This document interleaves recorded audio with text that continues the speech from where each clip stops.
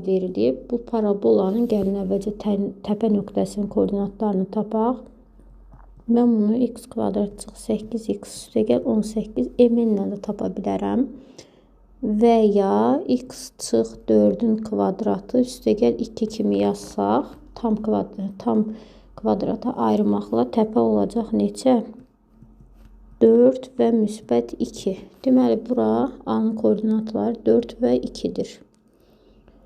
Sonra, indi biz bunu başqa cürdə tapa bilərik. M-in düsturu mənfi B bölünsün 2A-ya, mənfi B-miz müsbət 8-dir. A-mız da 2 olsa 4. 4-ü yerinə qoyub Y-in 2 olduğunu tapa bilərik.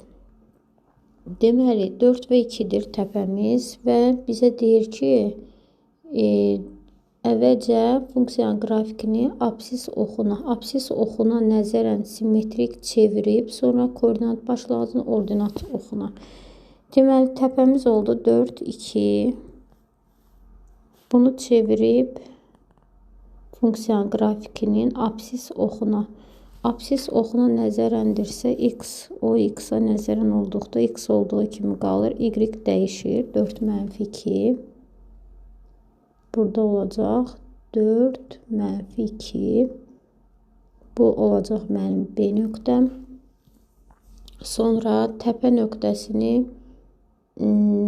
C isə nəyə bərabərdir? 4, 2-ni ordinat oxuna və koordinat başlanğıcı deyildikdə koordinat başlanğıcını hər ikisi əksinə dəyişir. Mənfi 4, mənfi 2. Deməli, bura olacaq mənfi 4, mənfi 2. Bu da C nöqtəsi.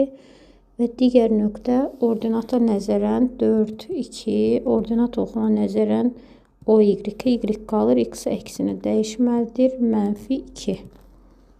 Daha doğrusu y qalır dedik. Müsbət 2. Bura olacaq. Bu da bizim D nöqtəsidir. Alınan 4 bucaqlının perimetrini istəyir.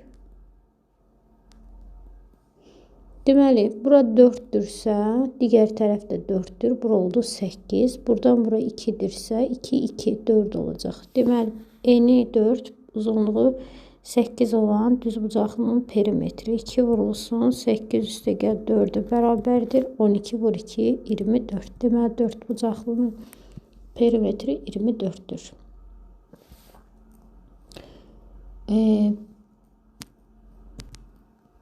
Deməli, əziz uşaqlar, bütün sualların izahına baxdıq. Növbəti suallarda, sınaqlarda, imtahanlarda görüşənə.